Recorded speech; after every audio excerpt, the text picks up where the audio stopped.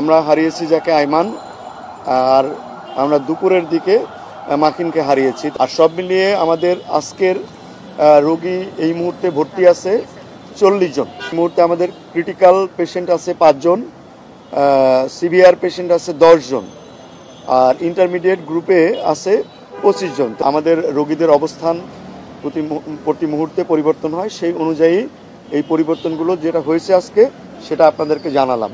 আমরা হারিয়েছি যাকে আইমান, আর আমরা দুপুরের দিকে মাকিনকে হারিয়েছি। তখন যে ব্যবস্থা নিজ নিজ জেলাতে, আইমানের নিজ জেলা হচ্ছে শরীয়তপুরে, তার সকালবেলা উত্তরাতে তার বাসা থেকে ওখানে দাফন করে তারপরে শরীয়তপুরে কবর দেওয়া হবে। এবং ওইখানে আমাদের যে সিভিল সার্জনের যে অফিস আছে তাদেরকেও আমরা জানিয়ে দিয়েছি, তারা বাকি ব্যবস্থাটা করবেন।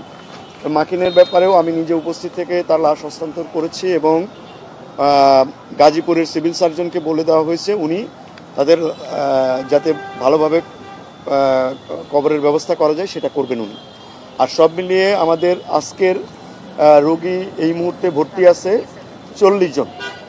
এই 40 জনের মধ্যে এই ইন্টারমিডিয়েট গ্রুপে যে 25 জন আছে তাদের মধ্যে আমরা 10 জনকে পোস্ট অপারেটিভে রেখেছি, আর বাকি 15 জনকে আমরা কেবিনে শিফট করেছি। এই যে কেবিনে শিফট করেছে আজকে ছুটির দিন, এবং আজকে আমরা ভালো করে দেখে নিয়ে আগামীকাল থেকে হয়তো আগামীকাল আমাদের প্ল্যান আছে 4 থেকে 5 জন রোগীকে আমরা ছুটি দিয়ে দেব, এবং পরবর্তীতে আরও প্রতিদিনই আমরা কিছু সংখ্যক রোগীকে ছুটি দিতে পারবো বলে আমরা আশা করছি। এর মধ্যে একটা ভালো খবর আছে আমাদের, যে ভেন্টিলেশনে ছিল যে কয়জন তাদের মধ্যে 2 জনকে আমরা টিউবে আছে কিন্তু তারা সজাগ অবস্থায় নিজেরা নিঃশ্বাস নিতে পারছে। অর্থাৎ এই উন্নতির জায়গাটা আমরা পেয়েছি গতকাল থেকে আজকে। যদিও আমরা 2 জনকে হারিয়েছি, কিন্তু আমরা আগেই আপনাদেরকে বলেছিলাম যে এর বাইরে আসলে নতুন করে আর তেমন কোনো তথ্য আমাদের নাই।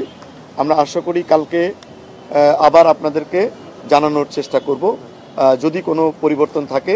আর এমনিতে তো আপনারা জানেন যে ঘন্টায় ঘন্টায় আমাদের মন্ত্রণালয় থেকে আপনাদেরকে আপডেট দেওয়া হচ্ছে। আমরা তেমন কোনো প্রশ্ন আর নিতে চাই না। আমাদের আরও কিছু শুক্রবার তো বেশ কিছু কাজ রয়েছে, আমরা সবাই মিলে এখন আবার সেই কাজগুলো করব।